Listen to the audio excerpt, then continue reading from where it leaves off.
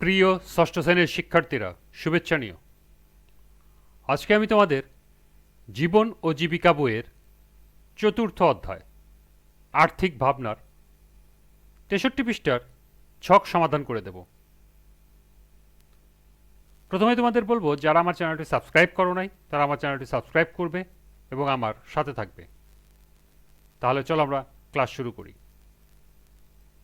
সবসময় একটা কথা মনে রাখবে, আমাদের আয় ব্যয় যাই হোক না কেন, সেটা অবশ্যই বাবা মা এবং পরিবারের অন্য সদস্যদের জানাবো।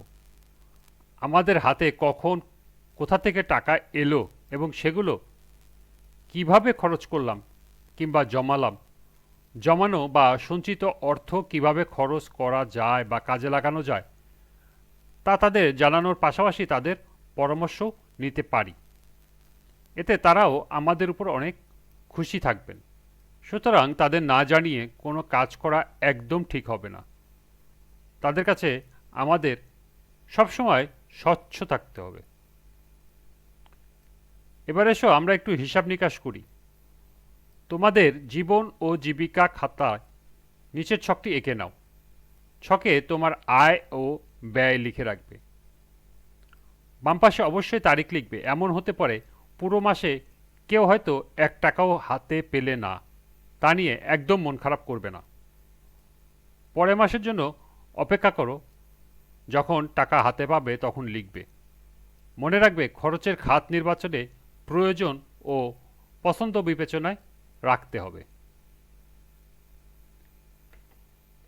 এখানে একটা ছক দেওয়া আছে, লক্ষ্য করো। প্রথমে আছে তারিখ, তারপর আয়ের খাত, আয়, ব্যয়ের খাত, ব্যয়, উদ্বৃত্ত বা সঞ্চয়।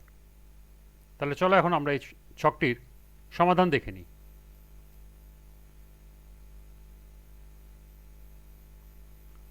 তারিখ 4/5/2024।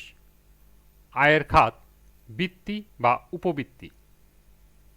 আয়ের পরিমাণ 2000 টাকা। ব্যয়ের খাত পোশাক বা পোশাক ক্রয়।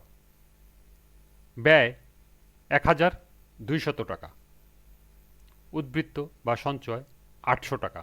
অর্থাৎ আয়ের থেকে ব্যয় যদি আমরা বিয়োগ করি তাহলে আমরা সঞ্চয়টা পেয়ে যাব। 8/5/2024। আয়ের খাত টিফিন 500 টাকা। ব্যয়ের খাত খাবার ক্রয়। ব্যয় 300 টাকা। উদ্বৃত্ত বা সঞ্চয় 200 টাকা।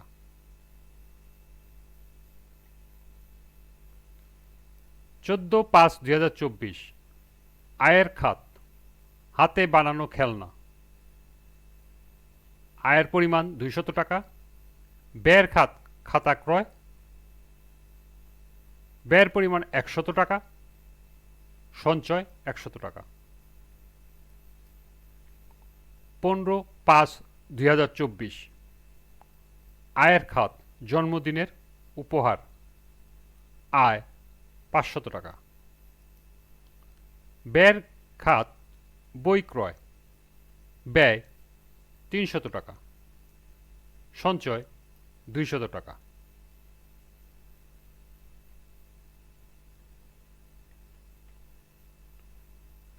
21/5/2024। আয়ের খাত ডিম বিক্রয়। পরিমাণ 500 টাকা। ব্যয়ের খাত মুরগির খাবার ক্রয়। পরিমাণ 300 টাকা। সঞ্চয় 200 টাকা। 25/5/2024। আয়ের খাত সেলামি বা প্রণামী। পরিমাণ 100 টাকা। ব্যয়ের খাত খেলনা। পরিমাণ 50 টাকা। সঞ্চয় 50 টাকা। সর্বশেষ 28/5/2024। আয়ের খাত হাতে বানানো শোপিস। পরিমাণ 300 টাকা। ব্যয়ের খাত শোপিসের উপকরণ ক্রয়। পরিমাণ 200 টাকা। সঞ্চয় 100 টাকা। এখন এখানে যা আয় আছে এগুলো যদি আমরা যোগ করি তাহলে মোট আয় হবে 4,100 টাকা। তেমনি ব্যয়গুলো যদি আমরা যোগ করি তাহলে আসবে মোট ব্যয় 2,450 টাকা। মোট আয় থেকে যদি আমরা মোট ব্যয় বিয়োগ করি তাহলে আমাদের সঞ্চয় বেড়ে আসবে 1,650 টাকা।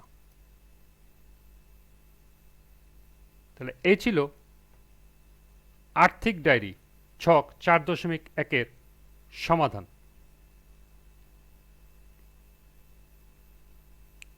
আজকের ক্লাসটি এ পর্যন্তই। পরবর্তী ক্লাসে সঞ্চয়ের গুরুত্ব থেকে বিভিন্ন প্রশ্ন ও ছক সমাধান করে দেব। যারা আমার চ্যানেলটি সাবস্ক্রাইব করো নাই তারা আমার চ্যানেলটি সাবস্ক্রাইব করবে এবং আমার সাথে থাকবে। সবাইকে আবারও শুভেচ্ছা জানিয়ে আজকের মতো এখানেই বিদায় নিচ্ছি। আল্লাহ হাফেজ।